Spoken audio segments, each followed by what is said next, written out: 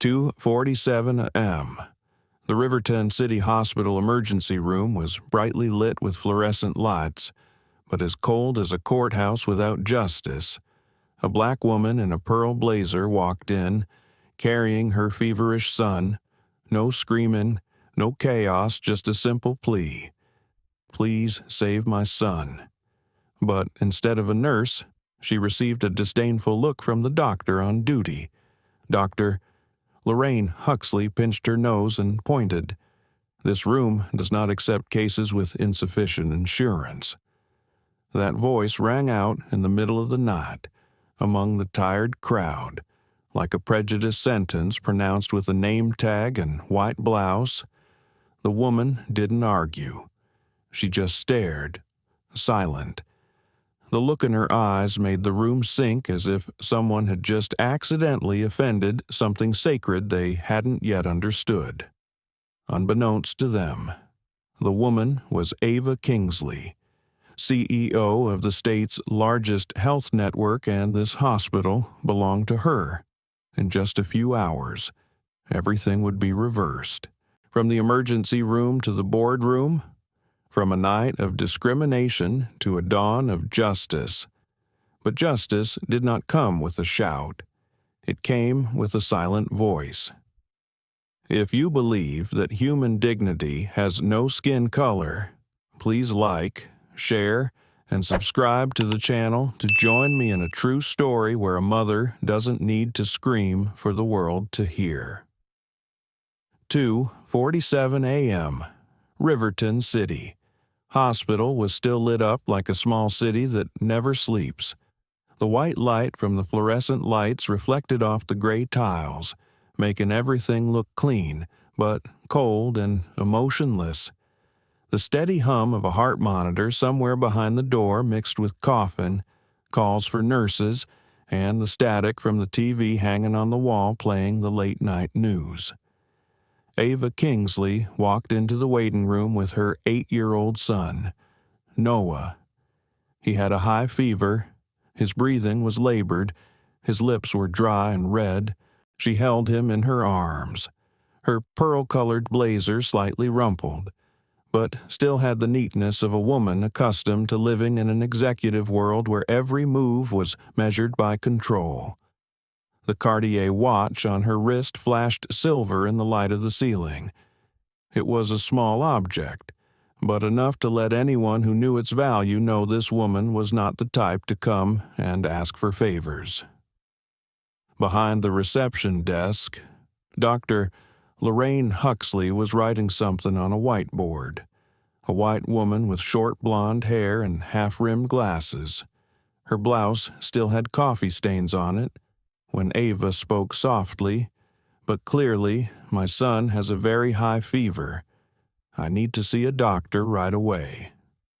Huxley raised her head and glanced between them.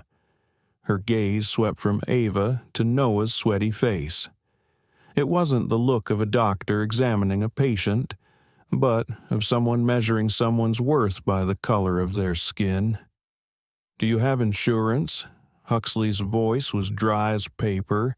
Ava nodded, pulling the card from her wallet, a minimalist black leather wallet.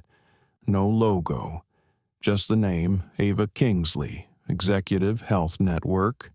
But Huxley didn't look at it. She pushed the paper back and said, "We don't see out-of-network patients after hours. If you don't have a $2,000 deposit, I suggest you leave." The atmosphere in the waiting room suddenly became heavy. A few people looked up. A middle-aged man in seat number 16 was quietly typing on his phone. The camera pointed at them. Ava remained calm. "My card is on the executive program. It covers all emergency care, and the doctor can scan it right away." Huxley smiled slightly.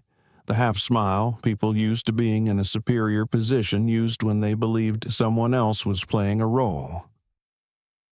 "Executive here. After midnight. You think you're in a hotel." She turned to the nurse on duty. "Call security. I don't want any trouble in this area."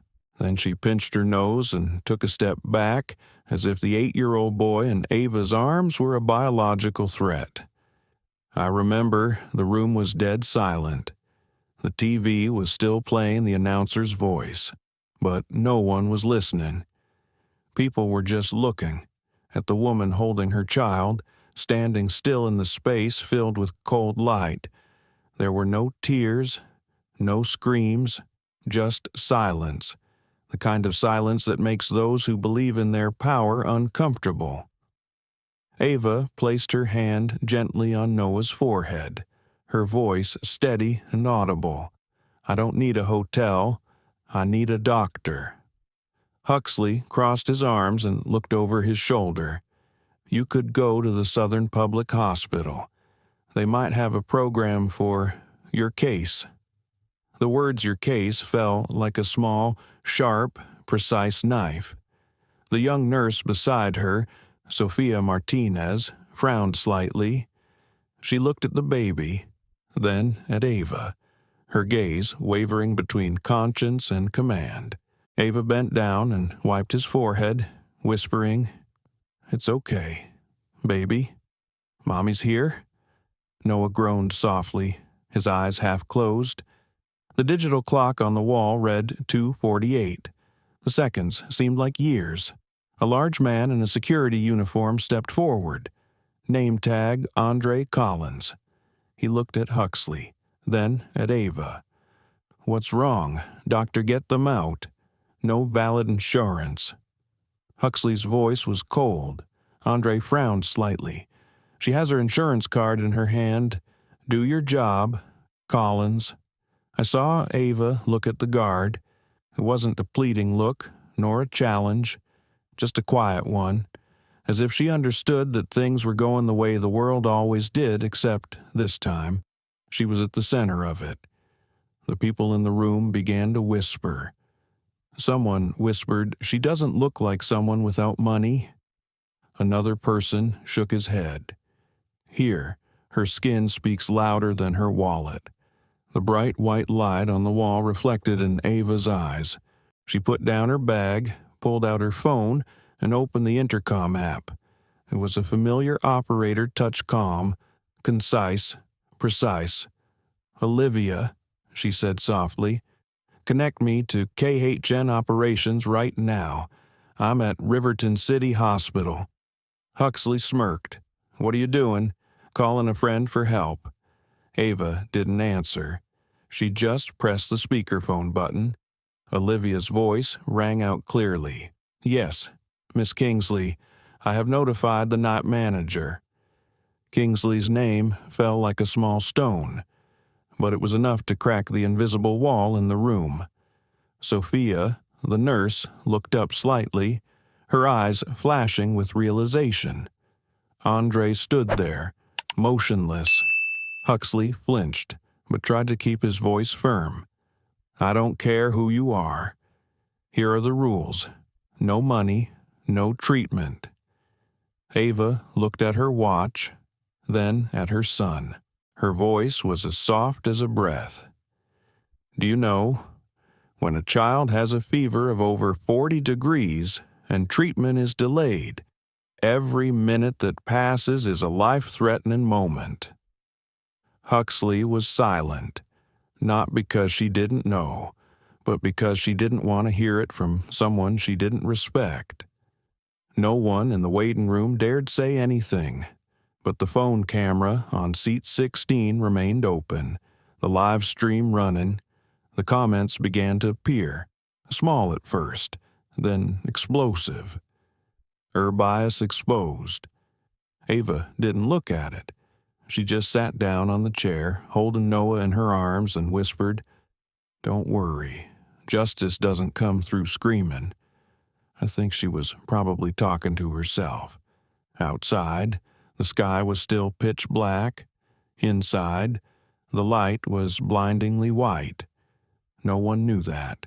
In a few hours, this room and the people inside would become the center of a national storm. And now, at 2:50 there was only a mother, a child, and a system that had just lost its humanity in front of an open camera.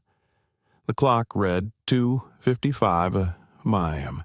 The air in the waiting room was thick with the smell of disinfectant, mixed with cold coffee, worry, and prejudice. Dr. Lorraine Huxley was still standing behind the counter, her arms crossed, her eyes a mixture of arrogance and the contempt that comes with people who think they have the right to decide who deserves to be saved. Ava Kingsley sat quietly in front of her, holding Noah's small hand. The boy had a high fever. His skin was pale. Sweat soaked his collar, but Ava kept her voice steady and slow, as if she were leading an important meeting, not begging in an emergency room.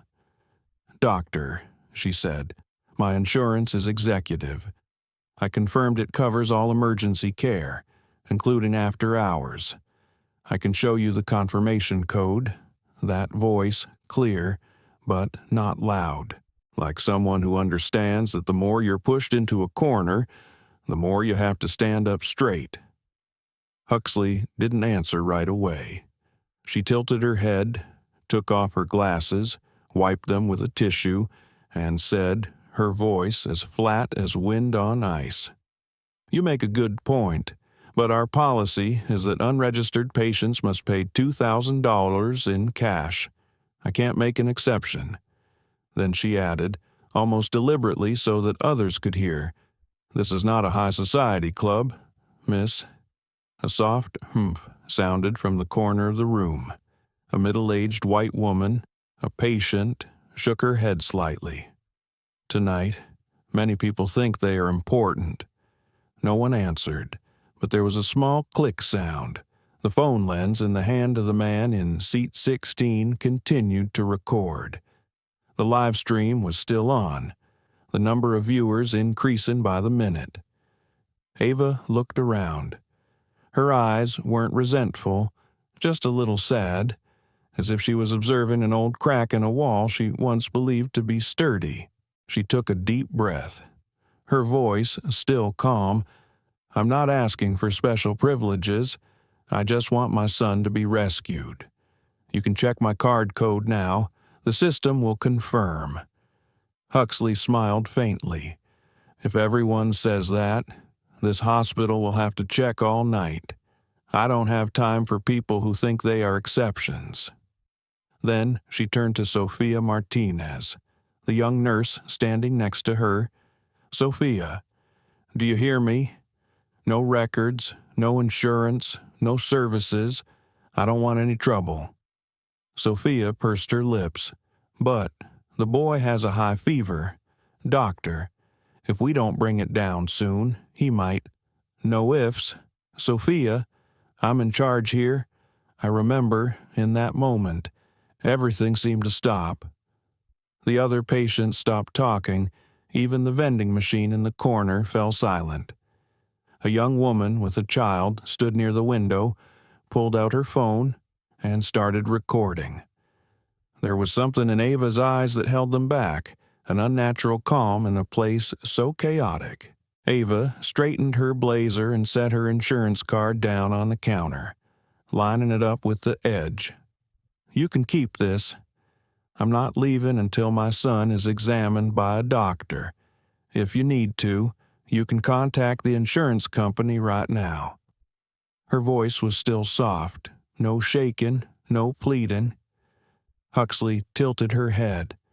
"I told you, no cash, no service. You're wasting my time and everyone else's time here." Her eyes darted to the people filming, then back to Ava. "Do you want me to call the police?" Ava looked straight at her. "You're free to call anyone you want. But if you do, I suggest you make a note in the minutes the patient's skin color or the doctor's impatience were the reasons for refusing treatment. A sentence, soft but hard as steel." Huxley paused. The confidence in her face cracked, just for a second. Then she laughed awkwardly. "I have no time to argue." Andre Collins, the night guard, stood nearby, his eyes briefly meeting Ava's. This woman was different. He knew, not the type to lose her temper, nor the type to be pushed around. The way she spoke, the way she held her distance, it had weight. I'd seen that look before on people who knew they had power, but chose not to use it. At least, not yet. "Mr. Collins." Huxley turned, his voice commanding. "Get them out." Andre looked at her, then at Noah, the little boy lying in his mother's arms, his face red, his breathing weak. He didn't move. "Doctor, this child needs treatment." "I don't think. Do you want to lose your job?" "Collins." The words fell like a knife cutting through the air. Andre gripped the walkie-talkie tightly, then set it down on the counter, gently, but firmly. Ava watched the scene, her face expressionless, but her eyes held a fragile light, the recognition that justice, however fragile, could exist in the most unexpected places. Huxley stepped back and signaled to Sophia. "I will notify the night manager. You keep watch here and make sure no one takes over." Ava nodded, but said nothing. She carried Noah to the couch, laid him on her lap, opened her phone, and searched for his heartbeat on the health app. The numbers jumped slowly, then stabilized. She lowered her voice, speaking softly, just enough for him to hear Mommy's here. "We'll be okay." In the background, a television screen broadcast a news report on a hearing in Washington. The National Health Commission is discussing health care equity, a coincidence, or a prophecy. The man in seat 16 was still filming, but now he had changed the angle, pointing the camera directly at Huxley. The livestream commentary streamed, "I can't believe this is 2025. Who is she? The way she talks. She sounds like a CEO. Urbius exposed. Share it." Huxley saw it. She realized this was getting out of control, but instead of stopping, she tightened her grip on her blouse, trying to regain her composure. "You think filming will scare me?" Ava didn't respond. She just said, softly enough for someone nearby to hear, "No, I'm not scaring anyone. I just want to see."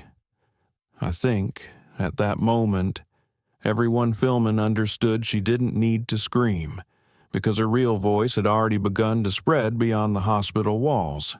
Huxley left, his heels clicking dryly. Ava looked at the clock.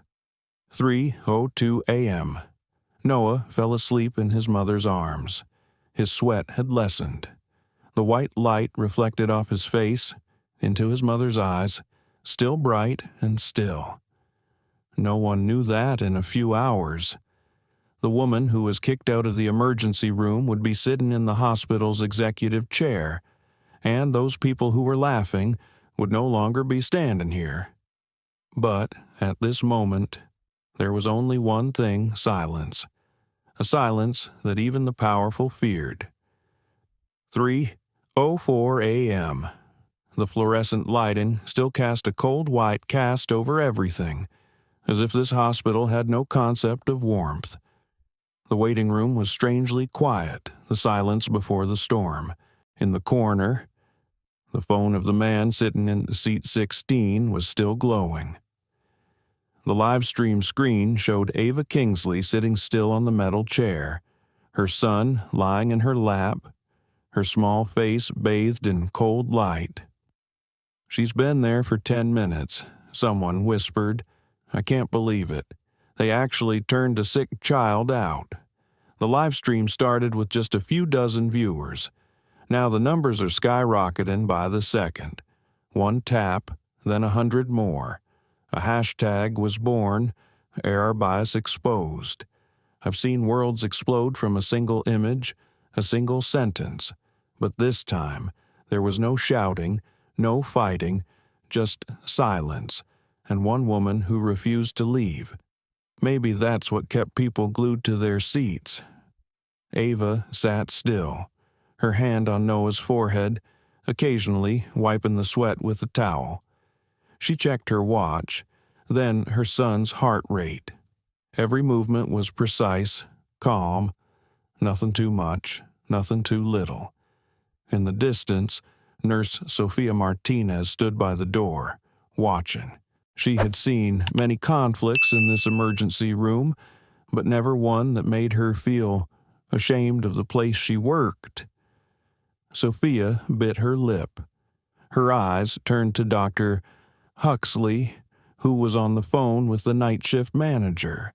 Her voice was still cold as steel. Yes, an ineligible woman causing a disturbance. I need security immediately. The remark was heard through the livestream mic. Everyone watching heard it clearly. Comments started to fly. She's not causing trouble. She's just asking for help for her child. Oh my God, it's 2025 and this is still happening. We need to share this clip with the press. This is a public crime. Does anyone know the name of the hospital? Tag them the words. Riverton City Hospital printed on the wall behind Huxley came into view, clearly. The hashtag, Riverton, Arbas appeared just 10 minutes later.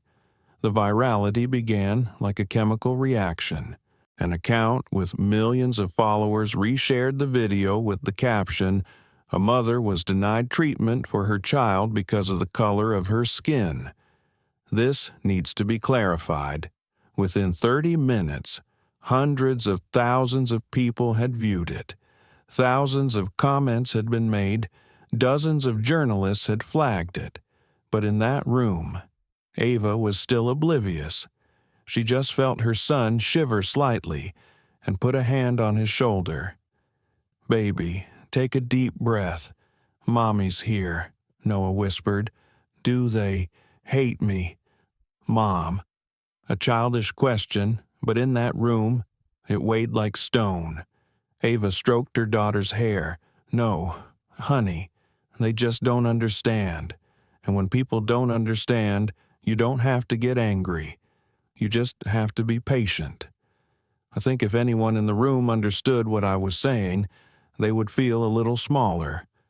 But most just stared at their phone screens, where the truth was spreading faster than any reaction of conscience. Dr. Huxley stepped out of the booth, talking on the phone, glancing at Ava. I can't believe it. She's still sitting there. Her heels clicked on the floor.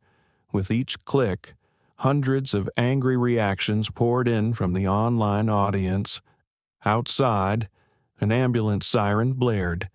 Another nurse ran by and whispered to Sophia, "TikTok is blowing up. They're broadcasting it live here." Sophia paused. "What?" "Yes, the whole country's watching right now." Huxley heard, her face paled, but she tried to appear calm. "What nonsense are you talking about? Who gave permission to film?" No one answered. The room suddenly fell into a strange silence, not from fear, but from the realization that every word was now being recorded. Ava looked around, her eyes scanning the camera. Not surprised, not alarmed. Just a look long enough for the viewer to feel like she was looking directly at them through the screen. That look, calm and deep, that many later said they could never forget. Somewhere in the comments, someone reposted her statement from a few minutes earlier. "Could you please write in the minutes? Was the reason for refusing treatment the patient's skin color or the doctor's impatience?" The quote was retweeted hundreds of times, then thousands. It became the headline of a series of articles. In the hospital. Huxley picked up the phone, his voice trembling slightly as he told the night shift manager, "I think there's a media problem. Someone's live streaming." From the other end of the line, the manager's voice was icy. "Stay calm. Don't do anything else. I'll be down." Sophia walked closer to Ava, lowering her voice. "I'm sorry, Miss Kingsley. There's not much I can do, but I can get him a cold washcloth." Ava looked at her, nodding slightly. "Thank you, Sophia." Just 3 words, but they made the young nurse choke up. For the first time that night, someone called her name with real respect. Noah opened his eyes and looked around. "Why are they turning around?" Mom Ava stroked his hair and smiled. "Maybe they want to show the world, son, what they dare not say out loud." 3:20. Livestream hits 600,000 views. Comments scroll too fast to read. One account tags Channel 9 News, then CNN, then BBC. The first message from a reporter pops up. Can anyone confirm the identity of the woman in the video? But Ava remained silent in the room. She had no idea that in a few hours her story would be front-page news. All she knew was that her son was sleeping more peacefully. His breathing was even, his forehead less hot. Andre Collins turned and looked out the glass door into the lobby. A group of men in dark suits were hurrying and not managers. He walked slowly toward Ava and whispered, "They're here." Ava nodded. "Good. It's time someone saw this for themselves." I don't know if Andre understood what she meant, but he stood back, silent. Huxley adjusted her blouse, took a deep breath, and tried to regain her composure. But her eyes kept darting to the livestream camera on her phone, a small camera. But, at the moment, bigger than her career. 3:27. The livestream screen flashes, 1.2 million people watching. A new comment is pinned to the top. When justice was blocked at the hospital door, a mother opened it with silence. Inside, Ava sat still, her hand on her son's chest, muttering something softly. No one could hear clearly, but if you looked closely, you could see her lips move as she said 2 words. "Thank you." Perhaps it is a message to life, because even though she was humiliated, she still kept the most precious thing, dignity. 3:32. The emergency room door opened, revealing 3 people, a white woman in a gray suit. Her badge gleaming on her chest, Dana Whitaker, the night administrator. Her face radiated the confidence of someone used to leading in a crisis, but it was the kind of confidence that came from power, not knowledge. Behind her stood an administrator and another security guard. Dana stopped in the middle of the hall, her eyes scanning the crowd, then settling on Ava. She didn't need to ask who was in focus. The silence in the room answered. "Excuse me, what's going on here?" Her voice wasn't exactly harsh, but it carried a controlled quality, like someone who'd walked into a meeting late but still wanted to appear in control. Dr. Lorraine Huxley quickly stepped up. "Thank you for coming down. This is an invalid insurance patient. I asked them to leave, but they deliberately stayed and attracted attention." Dana raised an eyebrow, looking at Ava as if she were examining a personnel file. "Ma'am, I am the administrator on duty. We have a clear policy here. No ineligible patients are admitted. I expect your cooperation for the safety and order of the hospital." Ava didn't stand. She just looked up, her eyes calm. "You can double-check. My insurance is with Kingsley Health Network, executive level. It's valid in Riverton." Her voice was even, each word falling on the cold floor. Dana took the card, glanced at it without looking closely. "I understand, but our system is not showing confirmation right now. You can come back during business hours to process it. Now, please leave." Andre Collins, the guard, took a quiet breath. He had been standing there for half an hour, watching this whole scene. He knew that when power entered a room, justice should follow, but this time power came with prejudice, Sophia Martinez took a step forward, her voice trembling but clear. "Miss Whitaker, I think we should check. The network might be down. The boy needs to get his fever down right away."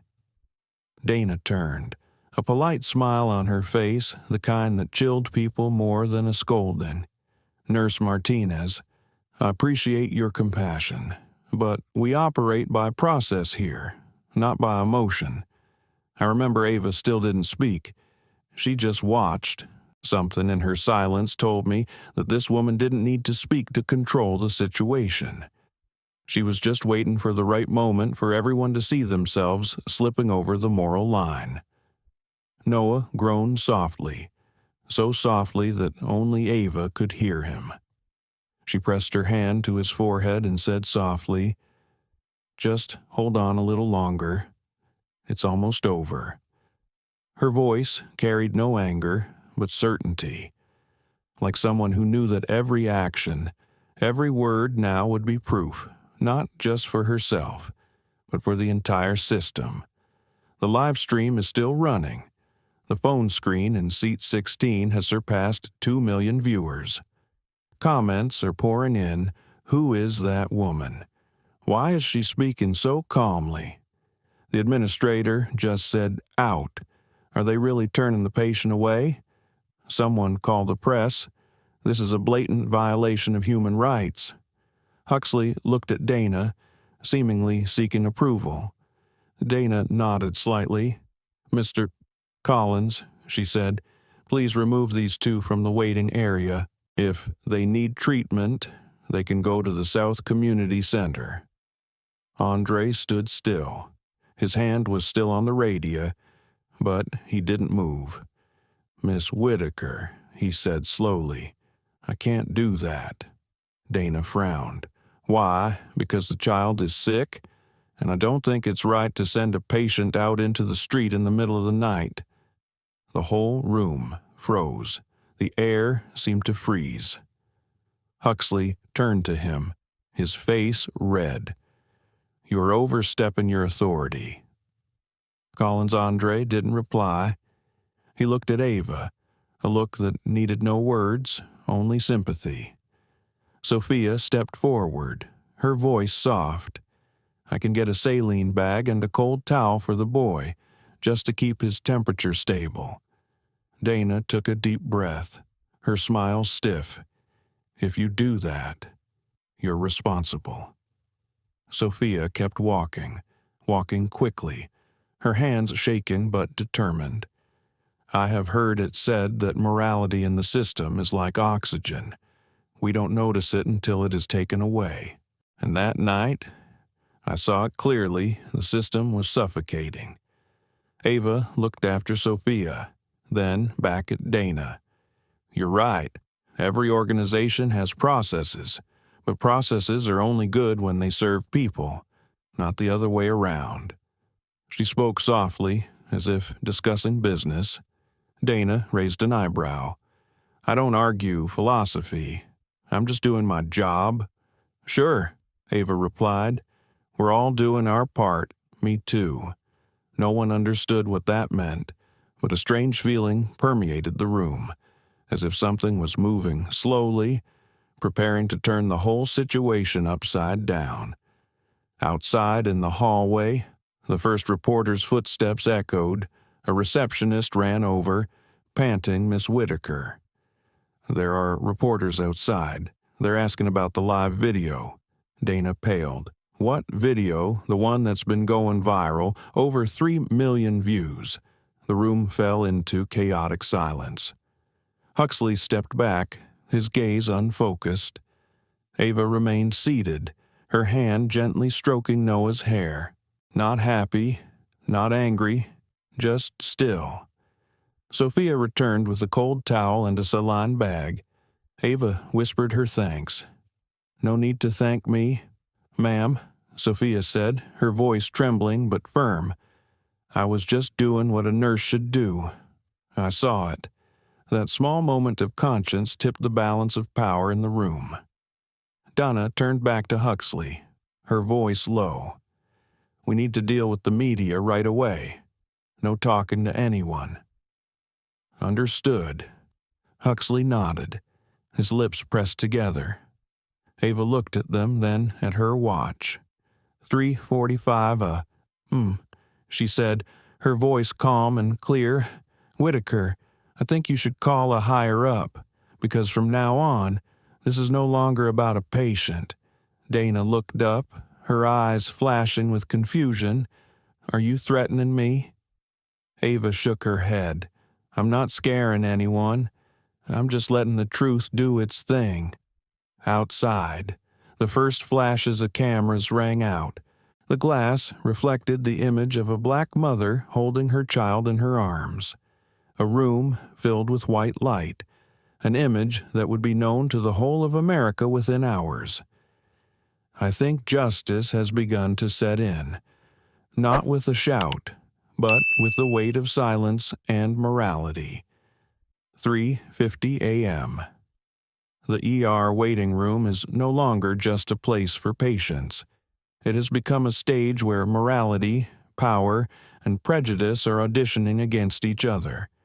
The white light is still cold and steady, but the atmosphere is different. Something is moving, silently but strongly, like an undertow about to rise.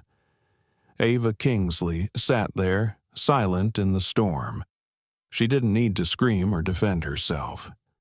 She simply placed her hand on the phone, opened the contact list, and pressed call. The name of the person who appeared on the screen, Olivia Park. She pressed the speakerphone button. It beeped 3 times. Then a woman's voice came through, clear and calm, the kind used to million-dollar meetings. Hello, Ms. Kingsley. I'm at the center. What's up? The room fell silent. Dr. Huxley paused, his gaze wavering. Dana Whitaker stood nearby, frowning slightly. The name Kingsley sounded familiar, but at the moment they couldn't connect it to anything specific. Ava said, her voice even almost a whisper. Olivia, I'm at Riverton City Hospital. There's been a problem with the admission process. I want to confirm my insurance status in the system, right now. Olivia didn't ask why, didn't hesitate. Yes, I'm opening the internal system. Please tell me the card code again. Ava read the number. The sound of a keyboard tapping echoed on the other end. Then Olivia spoke, her voice slowing slightly, as if considering Miss Kingsley. The records are clear. Executive Plus, maximum executive level, nationwide, and, the system is part of the Kingsley Health Network, so the data is prioritized. A moment of silence. The words fell like a pebble hitting the surface of a pond, but spread out countless ripples. I saw Dana take a step back, her eyes flicking to Huxley. Huxley pursed his lips. The name Kingsley Health Network had just come up, and to anyone in the medical world, it was a name that couldn't be ignored. The largest private hospital network in the area. The people who ran Riverton City Hospital often mentioned them in donor meetings.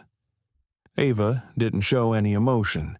She just nodded, as if confirming information she already knew. Thanks, Olivia. Oh, and please let the legal team know the time of this call. Yes, I understand. Olivia paused, her voice lowering. Would you like me to notify the main board, Miss Kingsley? The room was silent. Ava looked at Dana, then at Huxley. No need. I want to see what they choose to do without knowing who I am. The words, though soft, made Dana clench her fists. Huxley avoided Ava's gaze, looking away, where his phone's camera was still on, the live stream still running. Sophia Martinez stood silently at the counter. She looked down at the floor, then back at Ava. On Ava's lap, a small handbag was half open. A first-class boarding pass was visible, the corner clearly printed with the words New York, Zurich. first class. Beside it, a titanium-colored Amex Centurion card lay in the middle of a leather wallet, metallic under the white light. And as Ava wiped her child's forehead with a tissue, a VIP parking ticket for the Riverton internal parking lot fell out, its front side bearing the logo of the main hospital. Sophia saw it all. She said nothing, but the recognition was clear in her eyes. Perhaps this was the first time in her life she had seen someone being humiliated in their own place. Olivia was still on the line. Her voice steady. "Miss Kingsley, I just got word that the internal communications team has detected the live stream. The alert system is active." "Okay," Ava replied. "Just save the data. No intervention required." Huxley was confused. She tried to calm her voice. You talk as if you own the place." Ava looked up, her eyes calm. "I didn't say that. I was just stating the truth." I remember her voice clearly. Not high, not sharp, but quiet, the kind of sound that makes you take a step back, even though there was no threat. "Dana Whitaker, still trying to cling to reason," said Miss Kingsley. "I apologize if there was any misunderstanding, but this is a hospital with its own rules. No matter who you are, we have to follow the procedure." Procedure, Ava smiled not mockingly, but sadly. Procedure is to protect people, not to hide mistakes. In that moment, Sophia realized something. She looked at Ava, then around the room, the white light, the cold walls, the confused faces, and she understood real power lies not in those who shout, but in those who are calm enough to make people look at themselves. Andre Collins remained standing near the door, saying nothing. But he saw that Dana was trembling slightly, partly from fear, partly from the realization that she was on the wrong side. Ava closed her phone and put it in her pocket. She said softly, almost so only Noah could hear, "It will be over soon, honey, I promise." The boy nodded slightly, his eyelids heavy, his breathing even. Olivia, on the other end of the line, still hadn't hung up. Her voice rang out one last time, soft but clear. "Miss Kingsley, I'll be staying at the center for a few more hours, just in case we need confirmation. I've also notified the corporate security team. They won't intervene until you ask." Ava replied, "Good, keep things quiet. Justice will take its course." She ended the call. Outside the glass door, the lights of Channel 9 flashed. A reporter was ready for a breaking news bulletin.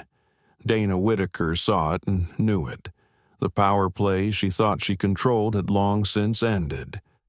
I looked at that scene and thought there are moments when justice doesn't need to come in the form of handcuffs or a court. It just takes one person calm enough to make others look at themselves. Ava said nothing more. She sat there, her hand on her son's forehead, her gaze fixed on the door, where the people who had despised her were now averting their eyes. 3:58 a.m. An hour had passed, but it was enough time to turn a small world inside those 4 bright white walls upside down. 4:00 a.m. The air in the Riverton City Hospital waiting room was thick. Every breath, every tap of the nurse's keyboard was louder than usual. Outside, the lights of Channel 9 continued to sweep through the glass. A crowd began to gather unfamiliar faces, but the same look in their eyes, both angry and curious. Inside, Ava Kingsley sat still, as if the chaos had nothing to do with her. She put her hand on Noah's forehead, then looked at the clock. 4:02. His fever had broken, but the room was starting to heat with other things: shame, fear, doubt. Dr. Lorraine Huxley stood near the counter, her face pale. She was beginning to understand. Not because someone had told her, but because the details of the night were coming together like a jigsaw puzzle, and in the middle of that picture was the woman she had despised. Ava stood slowly. It was just one movement, but it made the room hold its breath. She didn't raise her voice or bang on the table, just a woman straight, confident as if the light in the room shifted with her. "Mrs. Whitaker," Ava said evenly, no higher than necessary. "I think it's time I introduced myself, to avoid further confusion." Dana Whitaker held her breath. In that moment, she didn't understand why her heart was beating so fast. Ava continued, each word clear, like the sound of a hammer on wood. "I am Ava Kingsley, CEO of Kingsley Health Network, and, if I remember correctly, Riverton City Hospital is one of the units owned by my group." Silence. A silence unlike any other. It was thicker, heavier.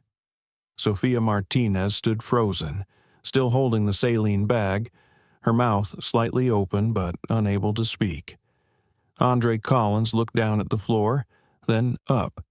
His eyes met Ava's for a moment, as if to say, "I know." Huxley took a half step back. Her face was pale. "No, no way." Ava turned around, her eyes calm. "I believe you understand. I also believe your system has recognized the error. But what frustrates me most is not the error in the process." She paused, looking around the room, where the white light reflected off the walls of stiff faces.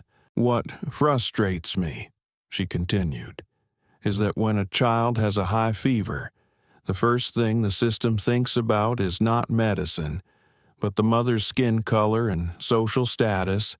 No one said anything. Outside, helicopters whirred in the night. Another station came on to report." Dana swallowed, trying to find her voice. "Miss Kingsley, I really don't know," Ava interrupted, softly but firmly. "I don't need an apology. I need an answer." Her eyes swept over Huxley, then stopped at Dana. "What kind of position?" Ava asked. "Does it take to be treated like a human being? Not a sound?" Even the electric clock on the wall seemed to have stopped. I remember that moment clearly because no one dared look at her. People just looked down, or out the door, or into space. Those who had been in power now stood still like students being called to a blackboard, while the person they despised stood there, calm, as if they had just opened a mirror for them to see themselves. Sophia was the first to speak, her voice small but clear. "Miss Kingsley, I'm sorry. You didn't deserve to be treated like that." Ava turned, her eyes softening. "No one deserves that." "Sophia." That answer made the young nurse burst into tears. "Doctor," Huxley's hands trembled, his voice choked. I don't know who you are. I'm just following the procedure." Ava looked at her and shook her head. "That's the problem. You don't need to know who I am. You should just know I'm a mother who brought her child to the hospital in the middle of the night." Huxley bowed his head, his hands clenching the hem of his blouse. Dana started to say something, but stopped. Perhaps she knew that any words would only make the situation worse. Olivia Park called back. Ava answered, putting the call on the speakerphone. "Ms. Kingsley, I have a report from the legal team. They are on their way to Riverton. Would you like me to notify the board?" Ava looked around. Dozens of eyes were on her, not for power, but for truth. "No need. Olivia," she said, "we'll handle this here this morning." She hung up. The live stream is still running. The viewership has now surpassed 4 million. One of the comments is pinned to the top of the thread when the despised person speaks up. The whole system must bow its head. I remember the moment clearly. No one in the room dared to move. Huxley sat down slowly, his head in his hands. Dana looked out the door where the reporters had begun taking pictures. She tried to keep calm, but her eyes were wild. Ava sat back down, gently placing Noah on her lap. "See," she whispered, "sometimes being silent is a way to make the world listen." Noah nodded, his eyes heavy with fatigue. In the white light, their faces were reflected in the glass, a picture of peace in the chaos. Then Ava said, looking away, her voice low, but loud enough for the whole room to hear, "I don't need them to fear me. I just need them to remember this power only has meaning when it is used to protect, not to discriminate." I think that was the moment justice was served, not in the sound of a gavel, but in the silence of those who had despised her. 4:10 a.m. Outside, the first faint streak of light was breaking through. Inside, everything was still, as if the whole world was listening to the silence of a woman who had just made the entire system bow its head. 4:12. The mood in the ER had changed.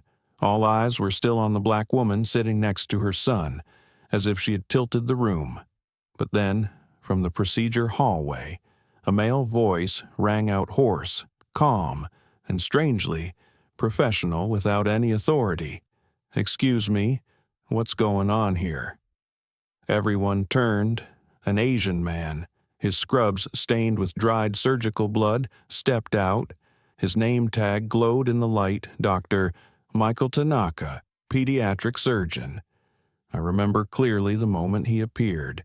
The atmosphere in the room changed immediately, as if someone had opened the door to let in the real atmosphere of a hospital professional, humane and proper. Dr. Tanaka looked around, then stopped at Ava. His eyes widened a little, then flashed with recognition. Ava Kingsley. Ava nodded slightly, a thin smile appearing on her lips. "Hello, Michael. Long time no see." Tanaka approached, took off his mask, and lowered his voice. "I can't believe it. I used to be a resident at Kingsley Memorial.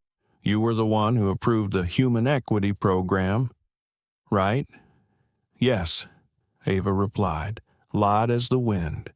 That answer made not only him but the entire room pause. Huxley swallowed. The name Kingsley Memorial was more than just a hospital. It was one of the premier medical training centers, part of the Kingsley Health Network. Dr. Tanaka glanced at Noah, then turned to Huxley. "This boy has a high fever. I heard there was a dispute about admitting the patient." Huxley tried to keep his voice cold. "Yes, their insurance cards weren't validated in the system." And Tanaka interrupted, not raising his voice, simply stating the facts. "I don't need the system to tell me who needs to be saved. It's the child, and I'm a doctor." The words fell like a soft knock across the room, waking everyone up. Ava looked at him, her eyes not filled with gratitude, but with the respect between two people who understood each other in silence. Tanaka bent down to check on Noah, his voice steady, rapid pulse, dry skin, possible dehydration and throat infection, need IV fluids and a panel right away. He turned to Sophia. "Get the kit. Prepare the emergency room right away. I'll handle it myself." Sophia nodded and walked away quickly, but kept looking back at Ava, her eyes sparkling with hope. Huxley stood still, his hand clutching the clipboard. "Dr. Tanaka, I'm the senior attending for tonight's shift. You have no authority to direct this shift without me." Tanaka looked up, his eyes calm but sharp as a scalpel. "What right, Lorraine? The right to abandon a child or the right to keep a clean image over professional ethics?" The question was not loud, but it made Huxley back away. She tried to protest. "You don't understand the whole picture. This woman," Tanaka interrupted, "is the CEO of the healthcare system we work for. But even if she wasn't, I would still do this. Because here, the one who hurts the most is the child, not someone's chair. I think that's the moment where justice changes shape, from Ava's silence to a doctor's right action." Ava said nothing. She just looked at Tanaka as if they had a language of their own, the language of those who believe that true morality does not require slogans. Dana Whitaker stepped forward, her voice hoarse. "Dr. Tanaka, I ask you to stop. Any treatment without system approval will..." Tanaka turned back and interrupted Ms. "Whitaker, if I had to choose between papers and a life, I know where I would sign first," he said and turned away, and with Sophia, he took Noah to the treatment room. Ava wanted to follow, but Tanaka gently gestured. "You stay. He will be fine. I promise." The door closed. The waiting room was silent. Dr. Huxley sat down in her chair, her hands clasped over her forehead, her eyes staring into the distance. Perhaps for the first time in years, she felt small in the very place she had commanded. Dana stepped back, breathing hard. She looked at Ava, her eyes a mixture of fear and confusion. "Miss Kingsley, I don't know what to say. This is going too far." Ava didn't answer. She just looked out into the hallway where dim light filtered through the treatment room windows. The IV hummed softly, and a doctor went about his business as he should. I remember clearly how I felt when I saw her at that moment, not a victor, but a witness to justice doing its work. Soft, slow, silent, but strong enough to make those who thought they had power bow their heads. 10 minutes later, Tanaka came out. "He's fine. It's just strep throat, not meningitis. I've given him fluids and some medicine to reduce his fever. We'll keep him under observation for a few hours." Ava nodded. "Thank you. Michael?" Tanaka smiled. "No need to thank me. Just remember not to let medical ethics sleep again." He looked around the room, his eyes stopping on Huxley. "I know you're not a bad person, Lorraine, but sometimes we kill our conscience with the excuse, 'I was just following the procedure.' It's the easiest way to be wrong without feeling guilty." Huxley said nothing. She just bowed her head. Ava looked at them, then said softly, "Tonight, I saw two kinds of people in this hospital, those who protect power and those who protect humanity." She let out a soft breath. "And I know where I have to start changing. I think, at that moment, not only the hospital changed, even the people watching the live stream felt like they had just witnessed something rare, when ethics were put back in place." 4:35 a.m. Outside, it was still dark, but in that room, the light was warmer, no longer cold, no longer indifferent. Only the drip of the IV machine could be heard. The rhythm of life and of justice had just been started in silence. 4:40 a.m. The emergency room was no longer chaos. It was a heavy space where every gaze carried shame. Ava Kingsley sat quietly outside the treatment room. She didn't need to say anything. Everything spoke for her now. Inside, Noah slept, breathing evenly. White light from the dim window cut a cold line across Ava's face. She didn't cry. She just watched, silent, as if she were used to being strong in rooms where the truth was always hidden by procedure. At the end of the hall, Andre Collins, the night guard, was still standing by the door. He held a walkie-talkie in his hand. the signal flashing red. Dana Whitaker's voice rang through the headset, sharp and trembling with fear. "Andre, do you hear me? I'm asking you to remove all unauthorized personnel from this area and hold Ava Kingsley until the administration arrives." He looked towards the treatment room, where the woman sat, calm as a rock in a storm. He had seen the whole night, from her entrance, being humiliated, doubted, rejected, then watching her stand up without raising her voice. He had seen many things in his life, but never had he seen such calmness shake the entire system. Dana's voice came back in the headset. "Louder, Andre, can you hear me? This is an order from the administrator. I request you." He slowly took off his headset. Then he switched off the radio. The click was small, but audible in the silent room. He set the walkie-talkie down on the counter. It was a simple gesture, but I think, looking back, it was the most important moment of the night. Not when Ava introduced herself, not when Dr. Tanaka stepped forward, but when a guard the lowest rung of the hierarchy took the right side. Andre didn't look at Dana. He just said softly, just loud enough to be heard, "Mrs. Whitaker, I've been guarding this hospital for 9 years, but tonight, if guarding means preventing a child from being saved, then I'm quitting." Sophia stood nearby.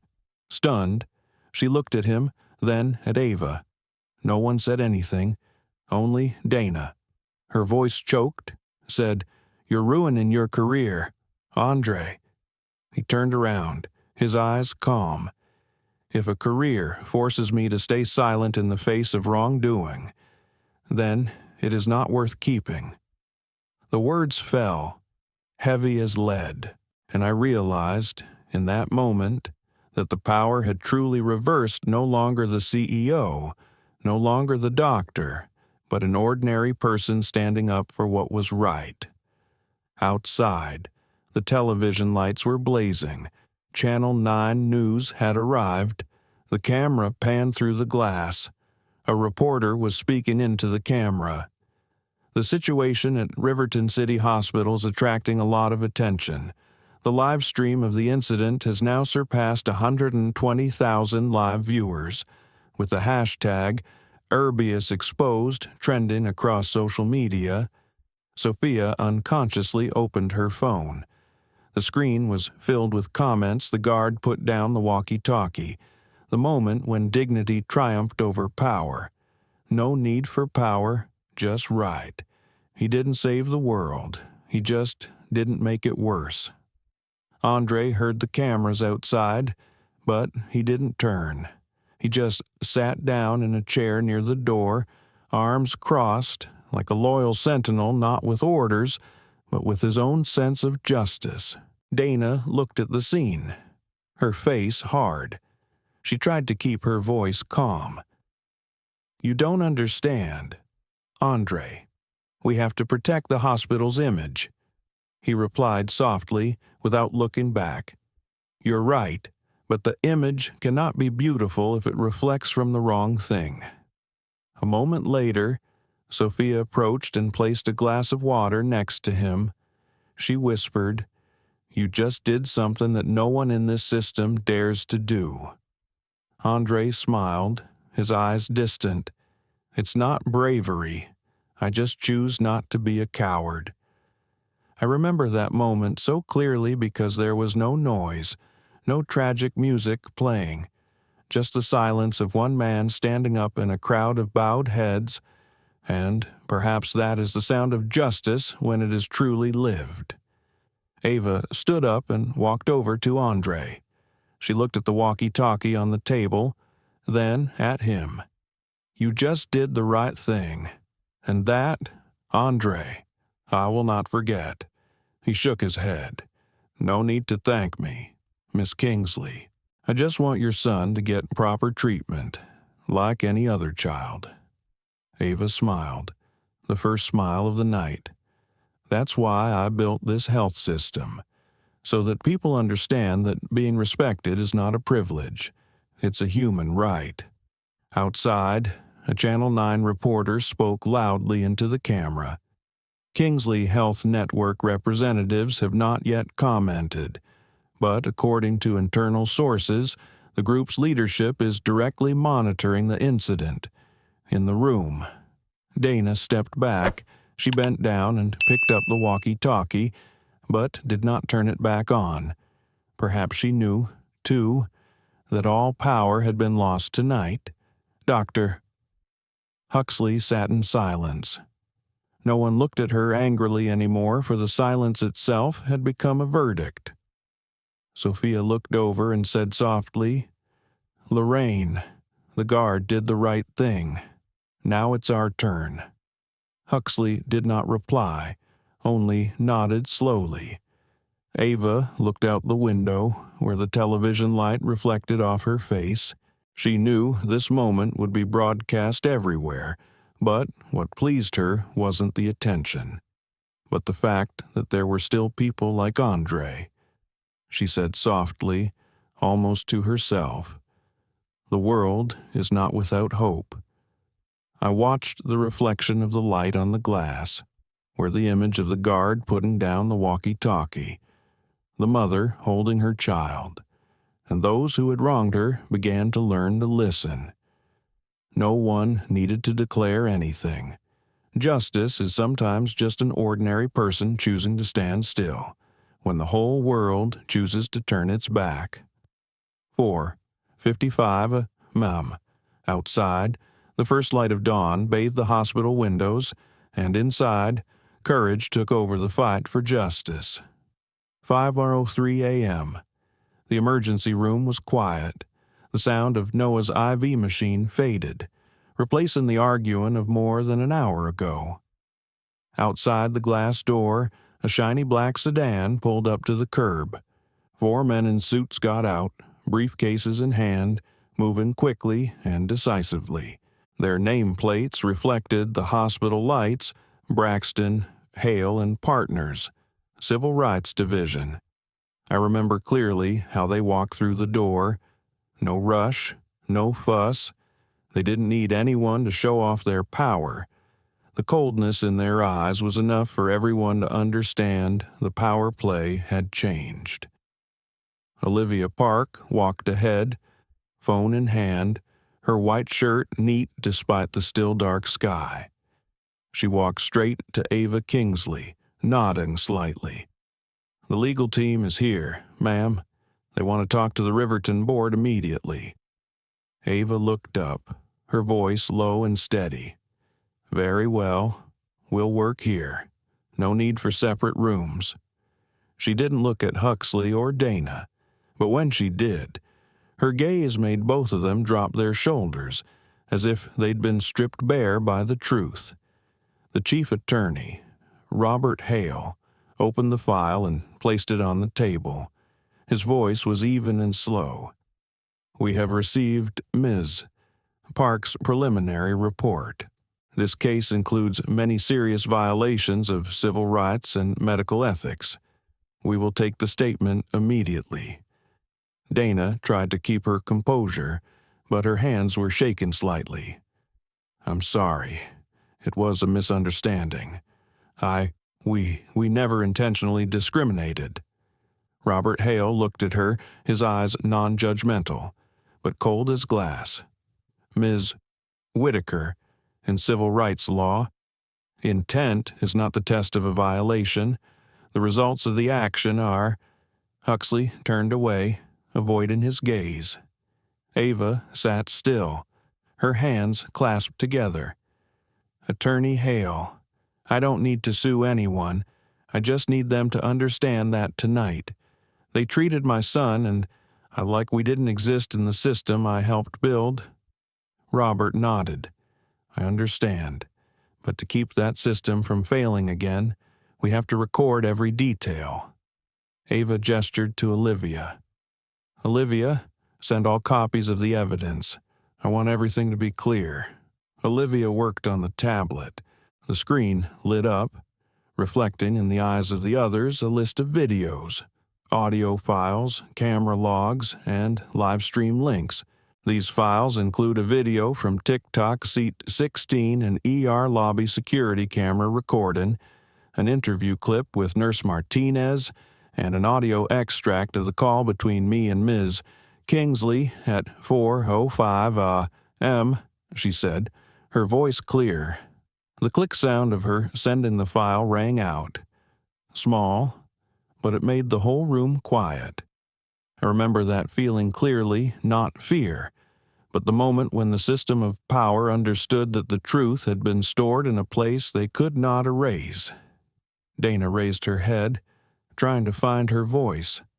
Miss Kingsley, I was just following procedure. Really, I didn't mean to offend you or your son. Ava didn't respond. She just spoke slowly, each word a stab at her listener's consciousness. You don't need to apologize to me. But remember, when a process dehumanizes people, it's not the process that's at fault, it's the people behind it. Robert Hale looked at Ava with a hint of admiration in his eyes. Miss Kingsley, I have worked on many racial discrimination cases, but few people can keep their composure like you. Ava smiled slightly. I can't teach the system with anger, Mr. Hale. I have to teach it with reason, because anger only makes them fear me, but reason makes them change. Outside, the noise of reporters increased again. Channel 9 was broadcasting live. A comment came over the airwaves. A black CEO was denied treatment at her own hospital, and now she's exposing the entire system. Sophia Martinez, still standing near the door, whispered she didn't need to scream, but everyone heard. Ava turned back, her voice low, almost to Sophia. Justice doesn't need to shout to be heard, Sophia. It just needs to stand still long enough for the truth to speak. Huxley stood up, his voice trembling. I apologize, but I didn't mean to discriminate against anyone. I just followed my professional intuition. Robert Hale looked at her straight in the eye. Intuition, without ethics, is just prejudice dressed up as expertise. That statement made Huxley's shoulders droop. Olivia got the message and whispered to Ava. The Riverton board is on their way. They're calling an emergency meeting at the main office at 6:00. Ava nodded. Good. Let them see that justice doesn't come from social media or the courts. It starts with people taking responsibility. She turned to Attorney Hale. I don't want to fire anyone right away. I want their process to be shined on. And this morning, when the sun comes up, I want this hospital to start over, literally. Robert nodded, slowly closing the file. Then you're more than just a CEO. You're someone who makes the industry look at itself. Ava looked out, where dawn was creeping through the frosted glass. I'm just doing what any mother would do, protecting my child from the coldness of the world, she said softly, her voice light as the wind. And if I have to change the world to do it, I'm willing. I remember when she finished speaking, no one in the room dared to move. Justice, in that moment, had no police, no handcuffs, no court, just a woman, a child, and the truth standing upright in the morning light. 5:27 a.m. Outside the window, the sky was beginning to lighten. Dewdrops fell on the glass, reflecting off the 4 letters in the hospital logo. Health, dignity, hope, trust. For the first time in years, the words made sense again. 5:45 a.m. The Riverton City Hospital emergency room was bathed in cold fluorescent light. The curtains were open, revealing the gray sky outside. No one spoke. Only the steady, dry tapping of a pen on a table could be heard. Ava Kingsley sat quietly at the head of the table.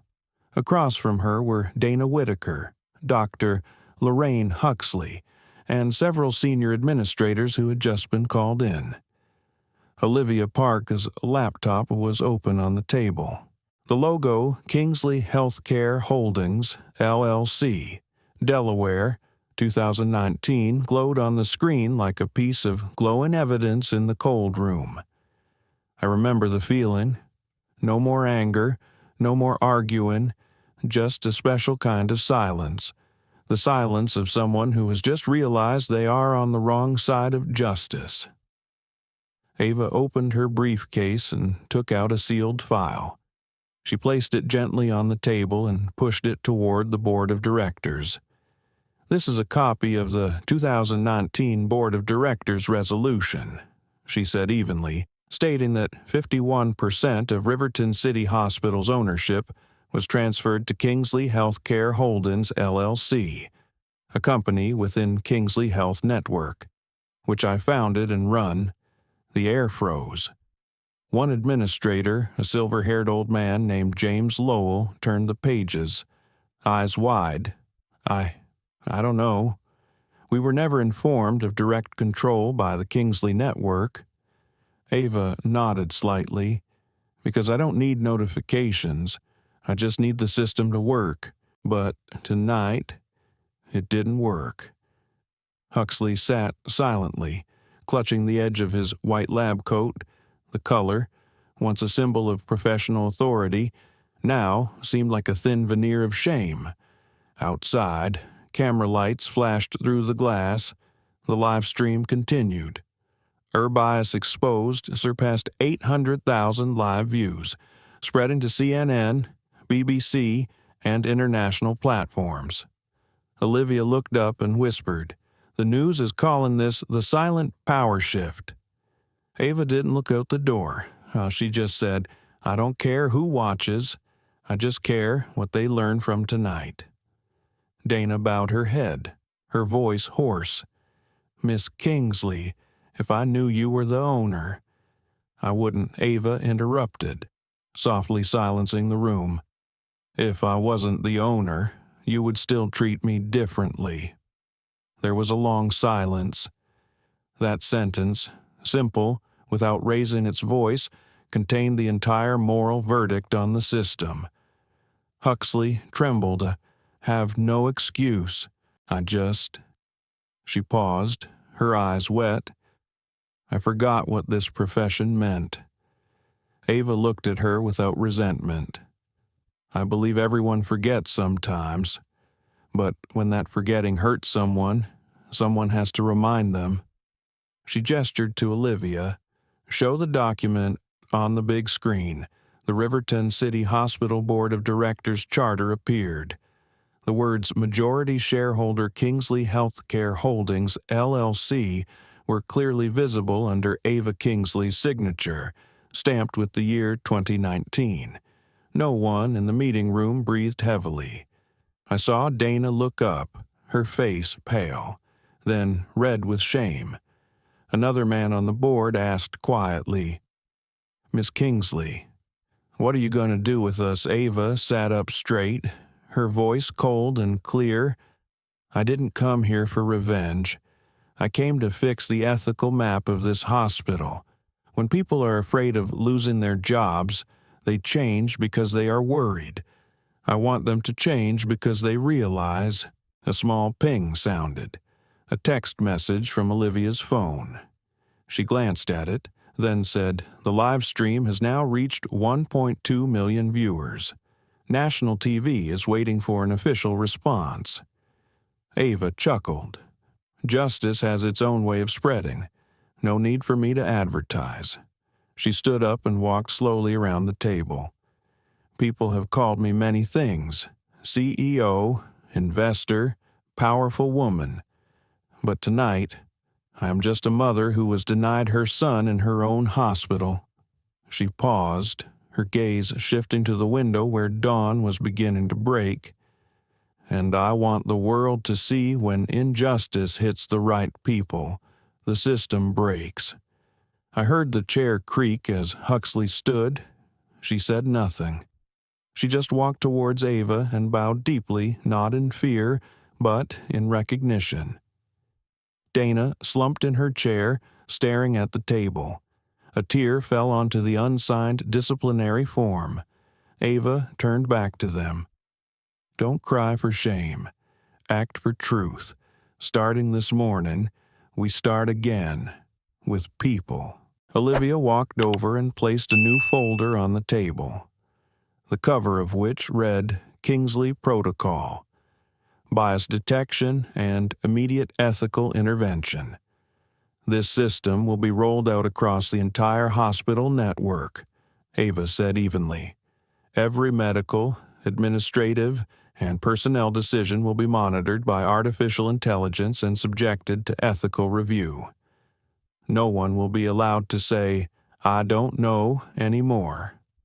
Outside, the camera panned in, capturing her standing in the middle of the conference room, the morning light bathing her calm face. Ava looked straight at the camera, not angry, not proud, just as if talking to someone on the other side of the screen. I don't want anyone to be afraid of me. I want them to be afraid of the bad part of themselves. I remember when she finished speaking. Someone in the room burst into tears, not because they were afraid of losing their jobs, but because they realized they had been forgiven without even having a chance to apologize. The first rays of sunlight streamed into the room, reflecting off the Riverton City Hospital logo glass, where the last three words city, hope, dignity, glowed brightly, as if for the first time they had real meaning. 6 o'clock sharp. Outside, hundreds of reporters crowded the exit, waiting for a statement. Ava didn't come out right away. She looked back toward the hospital room, where Noah was still sleeping. Then she spoke softly, almost in a whisper, but loud enough for all the cameras to pick up. Sometimes silence is the only voice loud enough to make the world hear. 6:15 a.m. In the third-floor conference room of Riverton City Hospital, the morning light filtered through the sheer curtains, sweeping across the faces of those who had just endured the longest night of their lives. No one spoke. The air carried the metallic scent of truth, the cold scent that any system was afraid to smell. Ava Kingsley sat at the head of the table. No papers, no bodyguards, no fuss, just one woman with a calm gaze, but everyone in the room understood in a few more words. 2 careers would be over. Dr. Lorraine Huxley sat on the left, her shoulders slumped, her eyes dark, her hands still shaking slightly. Across from her was Dana Whitaker, the night manager, her face pale, as if the blood had drained from her body hours ago. Olivia Park stood silently in the corner of the room. In front of her was a thin file containing the decisions Ava had signed in advance. Next to her, Robert Hale, the lawyer for Kingsley Network, waited. He did not look at anyone, just kept his eyes neutral, like someone about to read the verdict without raising his voice. Ava spoke first. Her voice was soft, but each word fell like a stone in still water. Dr. Huxley, I've reviewed your file. You have over 20 years in the medical profession, numerous awards, several research papers, and a clean, ethical record. Huxley nodded, not daring to look up. I was proud of that. Miss Kingsley, Ava tilted her head slightly. I did, until tonight. She opened the file in front of her and took out a piece of paper. Here are your 2 options. Lorraine, 1. You voluntarily resign immediately, receiving a neutral letter of recommendation without any disciplinary notice. 2. You will be fired for violating the federal racial discrimination and civil rights laws and the law firm of Braxton, Hale and Partners will file a lawsuit." The words were cold and simple, but they made the room hold its breath. Ava didn't say them out of anger.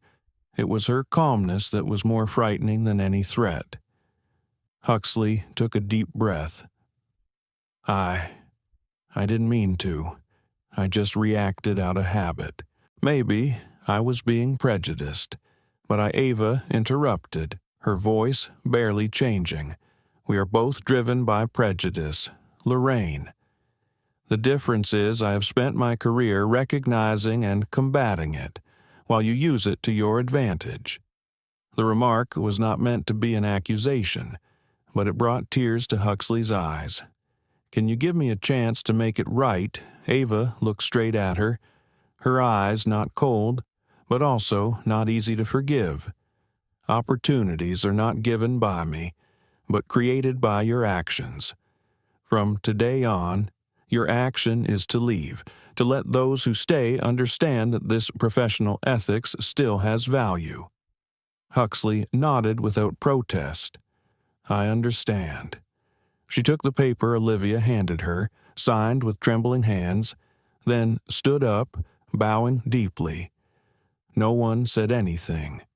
When she left the room, there was only the sound of the door closing, a soft sound, but like the closing of a chapter.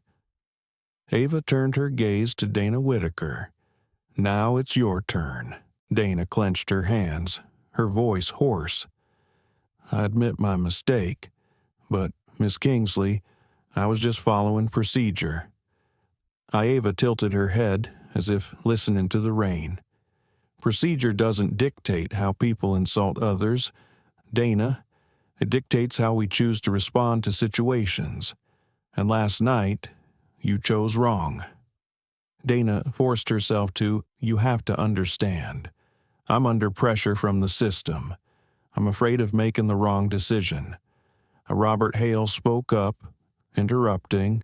"Ms.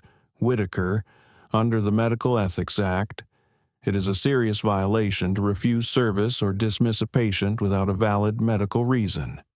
There is no such thing as systemic pressure that is considered reasonable under the law." Ava nodded, her voice slow.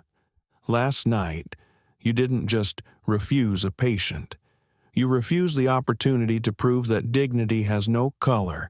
I can't let someone like that manage me for another hour."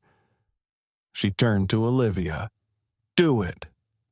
Olivia opened the second file. "Dana Whitaker, pursuant to Clause 4.2 of your management agreement. You're hereby terminated immediately for serious breach of professional conduct, without severance pay, without appeal, effective 6/17 this morning." Dana opened her mouth to speak, but no words came out. Her eyes darted around, as if searching for an escape, but no one avoided Ava's gaze anymore. Finally, she said quietly, almost to herself, "I thought I was strong, but it turns out I was just scared." Ava did not reply. She only said softly, but loud enough for everyone to hear last night, "Miss Huxley lost her job because of prejudice. You lost it because you remained silent in the face of prejudice. Both are forms of the same sin." I remember the moment clearly when Dana stood up and walked out of the room, her high heels clicking on the floor like a eulogy for the old power. No one gloated. No one sarcastically said anything. Just silence, the silence of justice when it has done its necessary work. Ava sat down, gently closing the file. "And so we can start over." She said, "Sophia," still standing outside the door, nodded slightly. She didn't speak, but her eyes were filled with respect. Robert Hale collected the file, his voice even Miss Kingsley. "I must say, the way you handled it was both legal and humane. Few people can do both." Ava looked out the window, the morning light on her face, soft but sharp. "I don't want revenge. Robert, I want them to feel shame deep enough to learn a lesson, because fear alone will make people repeat the same mistakes. Shame will change them. I looked at her then, the woman who had gone through a night of being insulted, of being despised, but never once lost her composure. She did not shout, did not take revenge. She just let the wrong collapse by itself, by the weight of the truth. 6:30, only Ava, Olivia, and Robert remained in the room. Outside, the first rays of sunlight hit the hospital's bronze plaque, reflecting 4 faint words for all humanity. Ava stood up and spoke softly, almost as a finale to the long night. Justice isn't about making people hurt, it's about making them understand. 7 Mum, after a long night of justice, the hospital finally returned to its original function healing. In emergency room 3, white light shone on little Noah Kingsley's face, now less red and tense. The boy slept peacefully, his collar wet with sweat, his small hand still tightly wrapped around his mother's. Dr. Michael Tanaka, a soft-spoken Japanese-born man with bright eyes, checked the test results one last time. The light reflected off the report. The numbers were all within limits. He removed his gloves and turned to Ava, who was standing silently by the bed. "It's not meningitis, Ava," he said, his voice soft but firm. "It's just strep throat, combined with dehydration and a high fever reaction. If it hadn't been so long, you wouldn't have needed such serious medical attention." Ava closed her eyes slightly, letting out a long breath, the sound of someone who had just let go of a heavy burden, but picked up another responsibility. I stood by the window then, watching the morning light flood in, bathing their faces. No more cameras, no more lawyers, no more judgment, just a mother and a doctor, conversing with the simple respect that medicine should always have. Tanaka took out a notebook and wrote a few lines. "I'll give him more fluids, reduce his fever, and then move him to the observation room. His temperature will stabilize in 2 hours. He can go home the same day." Ava nodded. "Thank you, Michael." Tanaka smiled slightly. "No need to thank me. I was just doing what I was supposed to do." He paused, looking at her not just as a doctor, but as someone who owed her a lesson.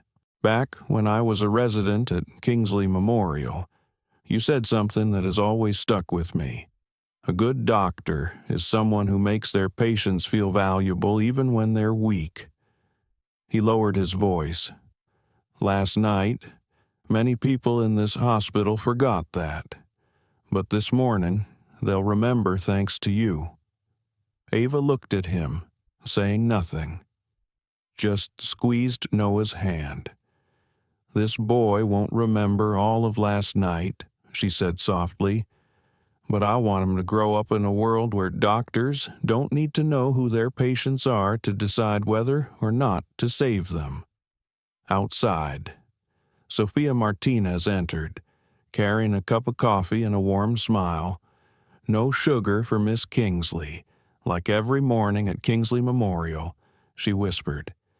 Ava took it, smiling slightly. "Thanks. Sophia, I don't think I can still drink coffee this morning." Sophia looked at the boy. "He's much better. His temperature is 99.2. He's really strong." Tanaka nodded. Not just me. Her mother, too. A moment of silence. The heart monitor beeped steadily, like the rhythm of life returning. I remember that moment so clearly, Ava sitting down beside the bed, her hand on her son's forehead.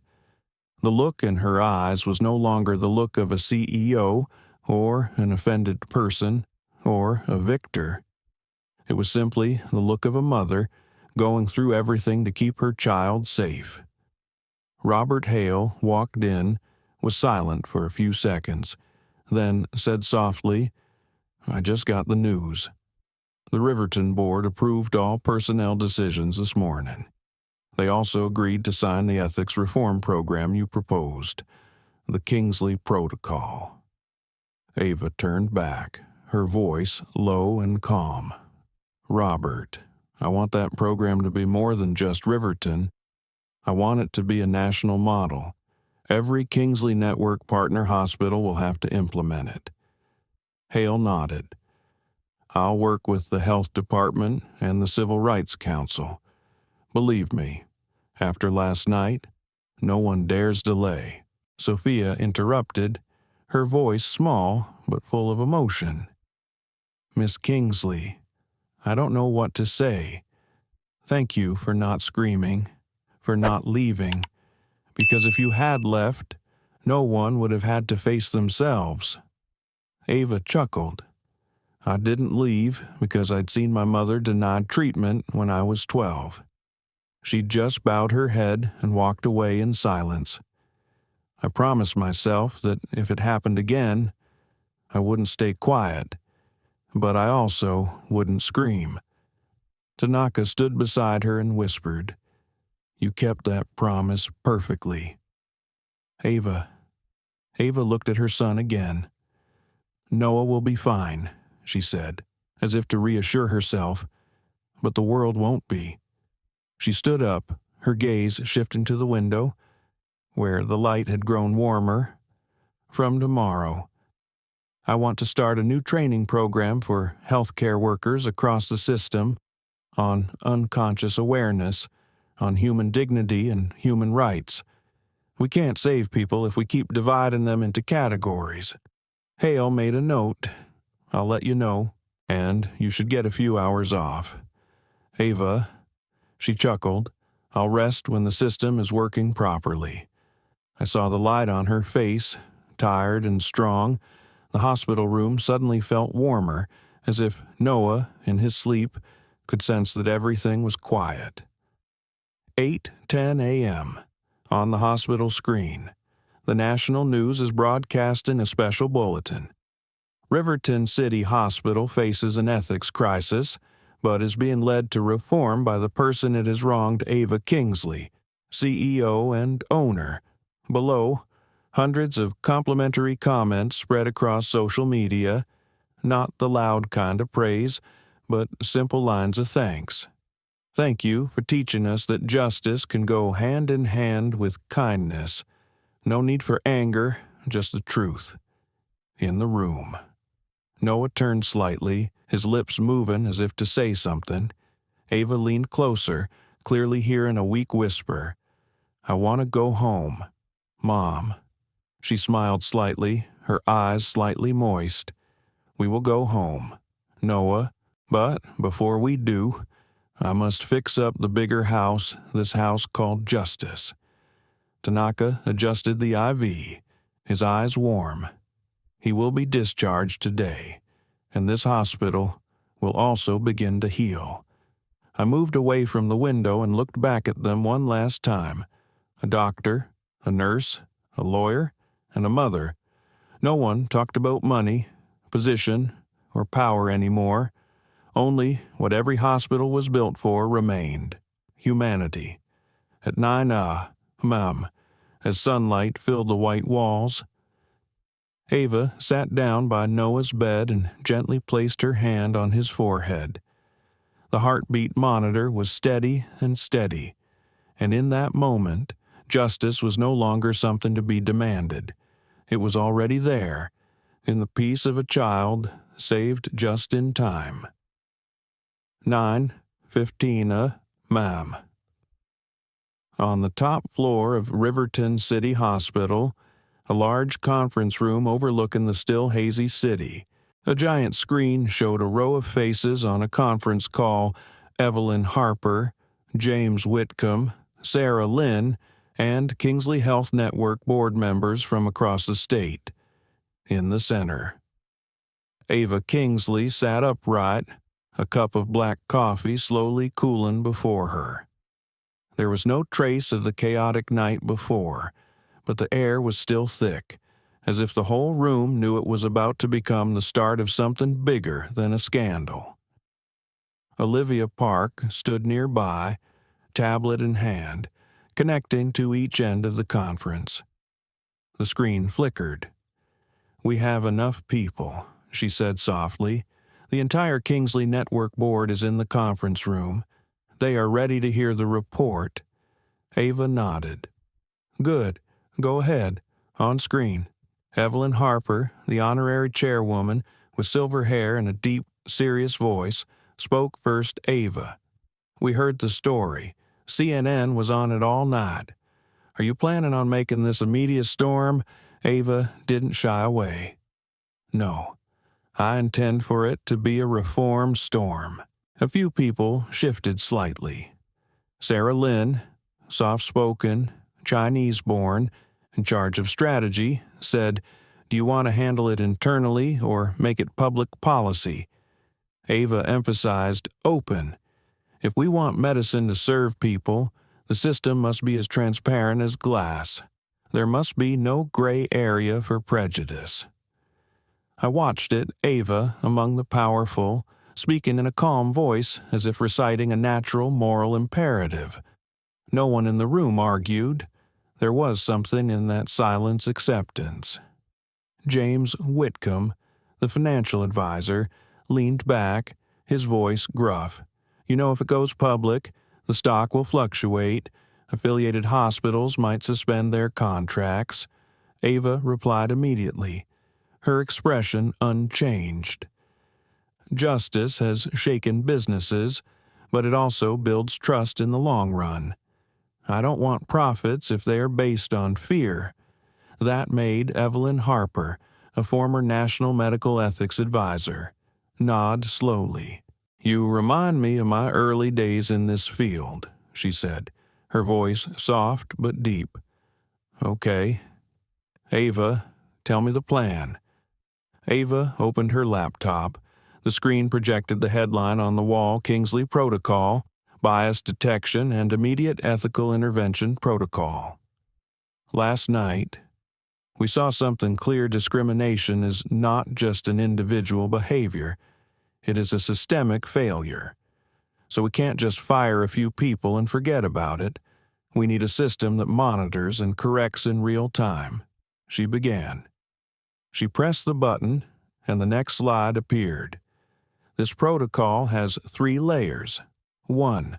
Bias detection AI systems will monitor administrative decisions, medical decisions, and employee behavior to detect bias by race, gender, or economic status. 2. Immediate intervention. When a suspicious situation is detected, the system will directly notify the independent ethics board and the shift leader, requiring a response within 10 minutes. 3. Decision transparency. All data is saved and open for public audit. No internal errors can be buried. Sarah Lynn listened attentively. "And how do you plan to implement it?" Ava replied immediately. "Starting with Riverton, where the error occurred, then all 38 hospitals in the Kingsley Health Network. The whole system should be updated in 6 months." Olivia interjected, "My engineering team is ready. The first protocol can be tested starting this afternoon." Ava turned to Hale, who was sitting quietly in the corner. "Robert, the legal side, I've contacted the Federal Department of Health."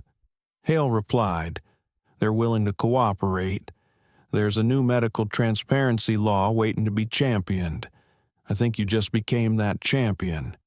The atmosphere in the room changed. Gone was the initial tension, but there was a sense of movement, as if a machine had been restarted, this time on the right track. Evelyn Harper looked straight into the camera, her voice firm. "I support it. Kingsley Protocol will be the first of its kind in the country. And Ava, you'll need to address the media this morning." Ava nodded. "I have a press conference scheduled for 10. James Whitcomb asked, "What would you say?" Ava replied, "without thinking the truth? And that justice is not a media campaign, but an ongoing process." There was a moment of silence. Then Evelyn said, almost smiling, "You reassure me that the next generation will still listen to their conscience." Ava bowed slightly. "Thank you, Evelyn, but I'm not doing this for the next generation. I'm doing this for the people who are being misjudged right now." The meeting ended. Olivia turned off the screen, and the room fell silent. Ava stood up and walked to the window. In the courtyard, reporters had gathered, the lights of the cameras reflecting a society waiting for answers. I saw her stop, looking down at the crowd. There was no pride, just a terrible stillness, the stillness of someone who knows she is in for a fight longer than fame. Olivia approached and handed her the press conference documents. "Are you ready?" Ava smiled tiredly. "I was ready the moment they told me to leave the ER." 9:55 a.m., the elevator doors opened, and Ava and Olivia stepped into the main lobby. Downstairs, dozens of microphones were set up. The Riverton City Hospital logo glowed brightly against a white backdrop, and below it hung a new line of text, "Dignity and Equity for All." Before leaving, Ava turned to Olivia. "If anyone asks me why I didn't sue, tell them I don't want to take away anyone's job. I want to take away the reason they forget their humanity." Olivia nodded. "Perfect answer." "Ava." She smiled. "No, just the truth."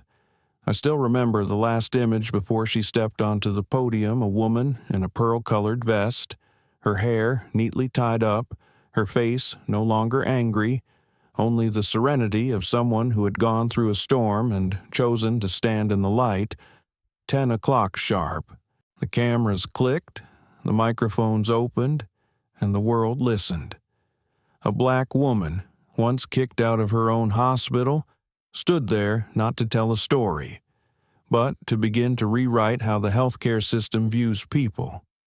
2 weeks after the press conference at Riverton City Hospital, Ava Kingsley's name transcended the medical field. From morning to night, the story of the woman denied her baby's life in her own hospital-dominated television news. But what made people stay with the story wasn't the tragedy. It was how she handled it. On CNN, the host opened with the statement, "She didn't scream, she didn't sue, she didn't retaliate, she changed the system." The hashtags, "Dignity in Medicine" and "Kingsley Protocol" spread across platforms. Hospitals from New York to Toronto to London requested access to the real-time anti-bias model. Even the BBC ran a special report, "The Silent Revolution," how a black CEO redefined justice in healthcare. I watched the news from a small coffee shop near Capitol Hill. On the other side of the screen, Ava appeared in an ivory suit, her face calm. Her voice was low and gentle, but each word seemed to touch the listener's consciousness. Nobody wants special treatment. We just want to be treated like human beings. After that statement, the room fell silent. The MC bowed his head and did not ask any more questions. 3 days later, Senator Elaine Carter, chair of the Federal Medical Ethics Commission, sent an official invitation, "Mrs. Kingsley, we want to hear your story. But more than that, we want to learn from it." Thursday, 9 a.m., Capitol Hill, Washington, D.C. The Senate hearing room was packed. White light shone on the witness table where Ava sat, behind which stood an American flag and a sign that read, "Hearing on Healthcare Equality and Human Dignity." Elaine Carter, a silver-haired woman with the sharp eyes of a veteran politician, began slowly, "Mrs. Kingsley, this country has had many health laws, but this is the first time we have talked about human dignity. Tell me, what really happened at the Riverton? Ava took a deep breath. No speech, no notes, just the truth, like she always did. My son, Noah, had a high fever at 2:30 I took him to the emergency room. We were turned away, not because the hospital was overwhelmed, but because someone thought I didn't belong enough there. The click of a camera. Ava paused for a few seconds, looking straight at the senators. But the scariest thing is not the insult. It is the silence of those who witness it, out of fear or familiarity. I understand that, because I myself have been silent when I saw others treated like that. I sat at the back, among the reporters, and saw Elaine Carter lean forward slightly. The room seemed to hold its breath. Ava continued, I didn't want anyone to lose their job. I wanted them to lose the excuse for indifference. So, I didn't retaliate. I changed the structure of the hospital so that the next time someone acted out of prejudice, the system would force them to stop. She held up a whiteboard, Kingsley Protocol. The large screen behind her displayed a graph over time. Discrimination complaints dropped 90% in the first 30 days. A young MP nodded. Impressive, Mrs. Kingsley. But do you believe that technology can change human morality? No, sir, Ava replied, her voice even, but it might force us to see ourselves more clearly, and from there, morality has a chance to be chosen. Elaine Carter smiled, a smile rarely seen in politics. Mrs. Kingsley, she said, the House needs people like you not shouting, but making the country listen.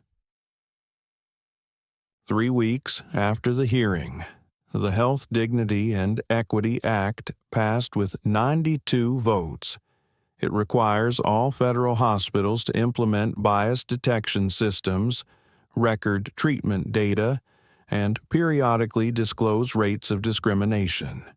The press dubbed it the Kingsley Act, even though Ava never wanted her name on the legal document.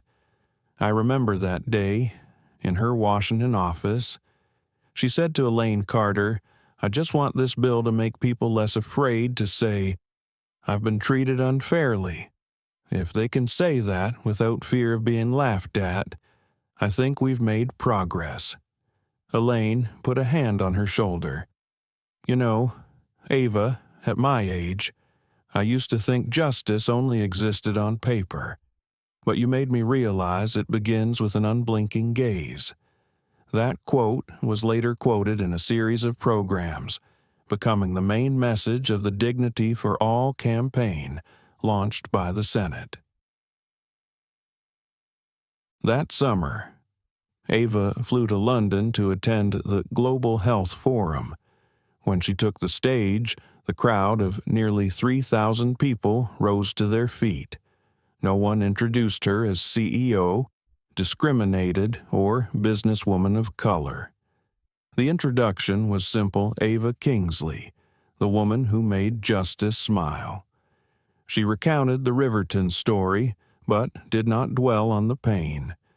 Instead, she talked about the positive consequences hundreds of American hospitals began to reevaluate their hiring policies. Thousands of young doctors joined the Human First program. A BBC reporter asked, Do you think you won? Ava chuckled, No, I just helped society win a small battle against its own indifference. I remember that image clearly. Ava standing in the spotlight, not as someone who has been honored, but as someone who sees what needs to be done. It was the stance of someone who knows that true justice is never done. When she returned to America, she received thousands of letters. One of them was from Dr. Lorraine Huxley, who had insulted her. The letter was short, handwritten, and contained only a few lines. I volunteer at the South Memphis Community Clinic. Every time I pick up the phone, I remember that day. Thank you for not destroying me, but making me look at myself." Ava finished reading, just folded it up, and put it in her desk drawer. She didn't need a reply, because sometimes justice doesn't need someone to prove it. It just needs someone to wake up. 3 months later. The New York Times published a commentary that summed up the Kingsley phenomenon with the following line: "Not all revolutions are fought with guns. Some begin with silence and with a woman who knows that humanity is more powerful than power." 6 months after that night, Riverton City Hospital had changed so much that even those who had worked there for years couldn't recognize it. The automatic doors still beeped when someone entered, but now the sound was not cold, but welcoming. New data display boards installed in the main lobby run a continuous stream of information.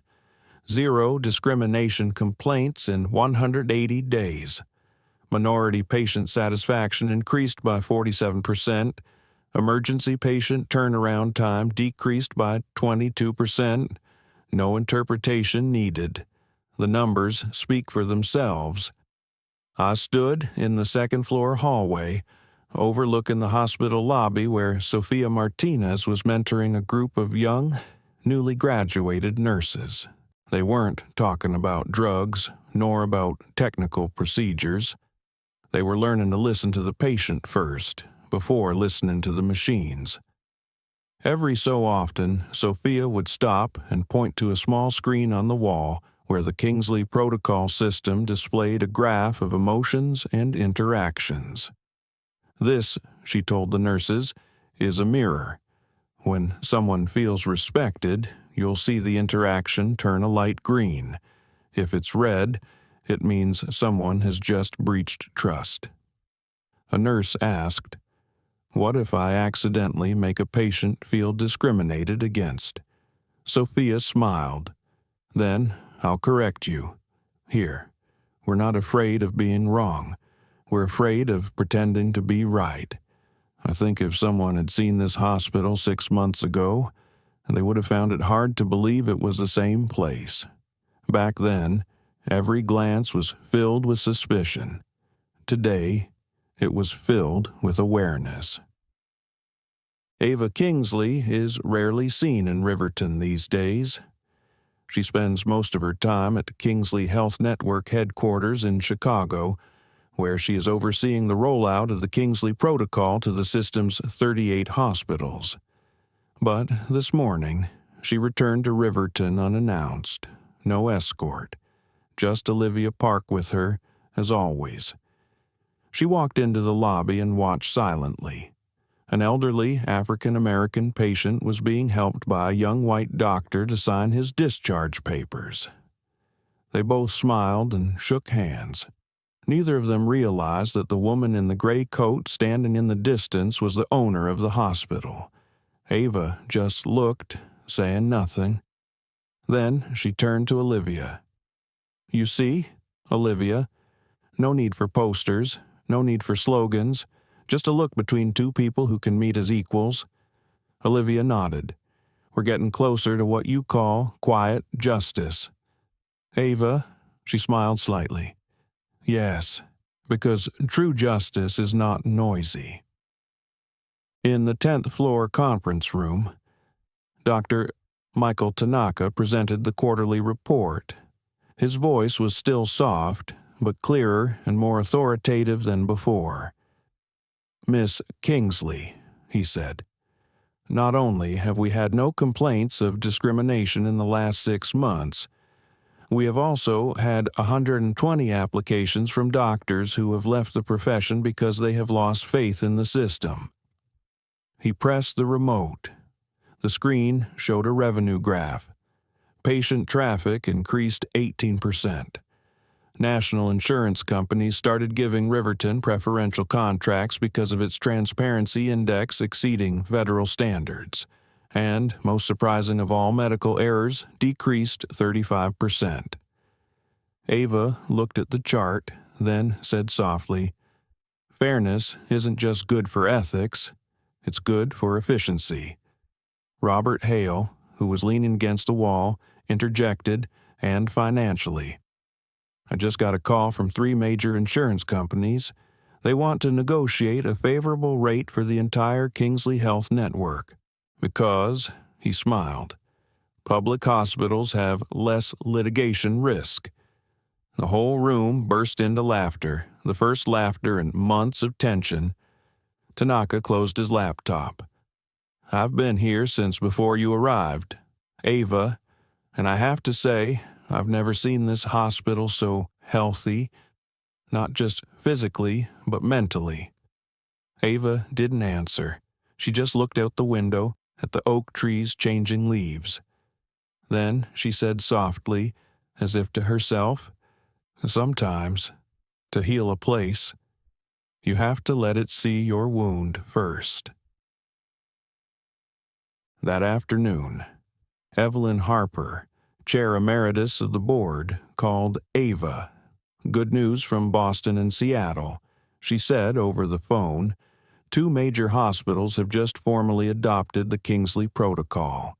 The National Medical Association has also announced that it will include a bias awareness module in its mandatory training. Ava was silent for a few seconds. Evelyn, are we perhaps witnessing a new era? She smiled.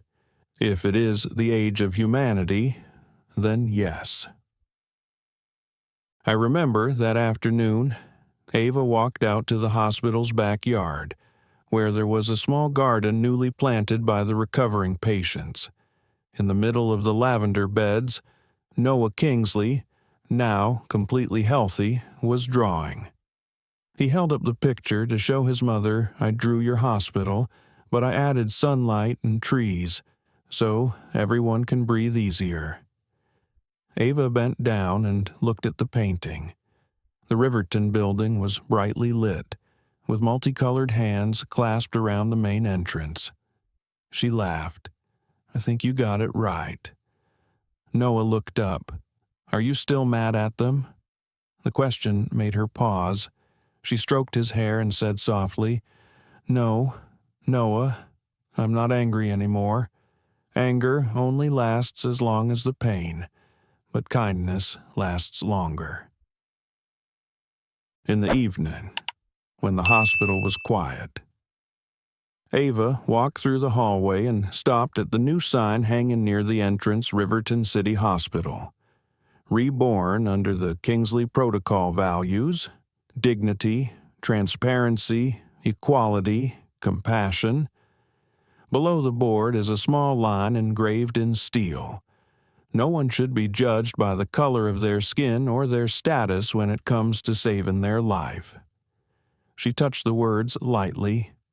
Light reflected in her eyes the light of metal, of truth engraved. I stood from afar, thinking that perhaps, for the first time in the history of this hospital, justice was not on paper or in records, but in the way each person here treated others. Kingsley Health Network's quarterly report ends with a chilling statistic. Total revenue increased by 26%. Employee turnover decreased by 40%. But the caption below, handwritten by Ava herself, is what will be remembered forever. We don't earn more by being just.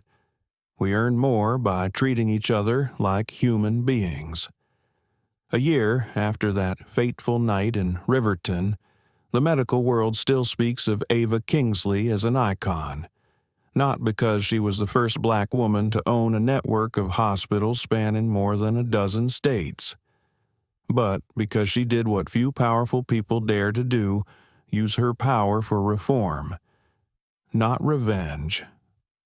Kingsley Health Network KHN has now expanded to Dallas, Denver, Portland, and just broke ground in Atlanta, at each hospital in the system. Right in front of the emergency room, there is the same titanium-plated steel sign, Dignity and Equity for All Dignity, and Equity for All. The words were simple, but anyone who had ever walked through the hospital doors understood it was not a slogan. It was a commitment paid for with action, and with a night no one wanted to repeat. Ava Kingsley is now 9 years old and attends Northbridge Academy, a small high school in the Chicago suburbs. He draws a lot and still likes the pale green of the hospital paintings he has seen. In a small interview with People magazine, Ava said Noah asked me if Mom was scared that night. I said yes, but what's scarier is letting that fear keep you silent. When the reporter asked the boy if he wanted to be a doctor when he grew up, Noah replied briefly, "No, I want to be someone who helps doctors become kinder." A childish saying, but it resonates more than speeches. At Riverton City Hospital, where it all began, the culture has changed from the ground up.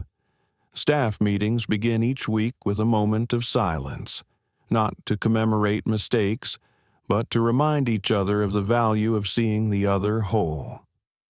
On the main hall wall, a black glass memorial plaque bears the inscription, "Where there was once insult, there is now kindness. Riverton City Hospital, Rebirth 2025. Below is a small line with gratitude to those who dare to pause before judging. No one signed. Ava wouldn't allow it, because justice is not personal, she had said. At Harvard, Stanford, and Johns Hopkins medical schools, the Riverton incident story is included in medical ethics textbooks as a classic case study. Instructors often begin lessons with a video clip from Ava's press conference when she said justice in medicine does not come from technology, but from the look between the healer and the one needing healing. Many young students later admitted that it was that passage that made them choose medicine, not for the money, but for the feeling of wanting to do the right thing. I remember one autumn morning, Dr. Michael Tanaka came out of the operating room, his lab coat still stained with blood. He saw a group of interns standing around the Kingsley protocol board, which had become the central system for every shift. He paused and said softly, "Don't think of this as just a way to monitor behavior. It's a way to set an example. When one person acts fairly, the whole system runs more smoothly. Medicine doesn't need heroes, it needs real people." That statement, Sophia Martinez recounted during a training session, drew applause from the room. Tanaka just smiled. "I'm just repeating what Ava said." At the international level, the WHO World Health Organization has published a report. The Kingsley Protocol model reduces bias in patient handling by 42% in countries where it has been adopted. In the United States, the Health Dignity and Equity Act, or Kingsley Act as the press calls it, has forced thousands of healthcare facilities to restructure their hiring, training, and employee evaluation processes.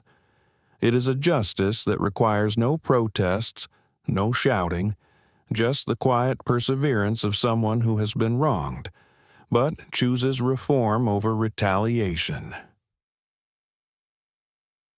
Once, when asked why she didn't sue, Ava simply replied, "Because if I sue, I only win one case, but when I reform, I can win a generation."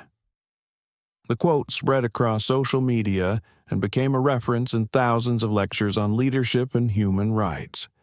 People called it the Kingsley philosophy, using power to build, not to crush. On the last afternoon of the year, I had the chance to meet Ava again at KHN headquarters in Chicago. Her office was still simple, just a small frame photo of mother and daughter next to the Dignity and Equity for All sign in Riverton. Outside the glass door, snow fell quietly. She asked me, "Do you think justice is strong enough now?" I replied, "It is stronger than ever, because people are beginning to believe that justice does not need to shout to be heard." Ava smiled, her eyes looking out. "That's enough," she said, "because in the end, the goal of justice is not to win, but to make it so that people can live in a system where justice is no longer needed." As I left the office, I saw Noah running toward me with a piece of drawing paper.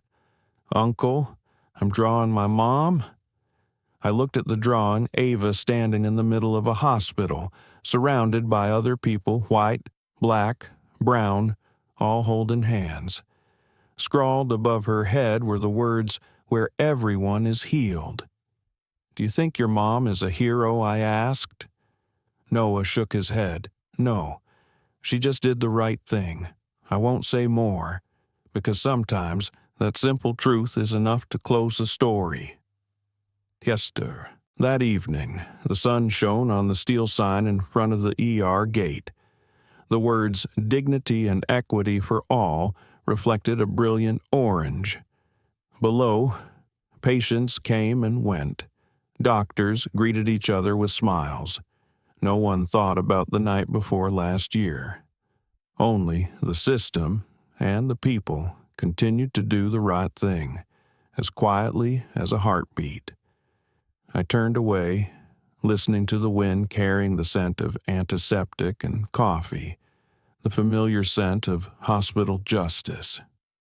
In that moment, I understood that the true power of power lies not in making people afraid, but in making them better. And if there's anything the world can learn from Ava Kingsley, it's probably this: when people are treated like human beings, they heal each other. Thank you for taking the time to listen to Ava Kingsley's story, a woman who chose wisdom over anger, reform over revenge, and reminds us that true justice is sometimes just silent and bright. If this story resonates with you, even just a little, please leave a like. Share this video so more people can hear about the power of dignity and kindness. And don't forget to subscribe to our channel so we can continue telling stories about morality, awareness, and justice in everyday life where good people don't shout, but make the world listen. Once again, thank you for staying until the end, because only when we listen together can the truth speak, even in the silence.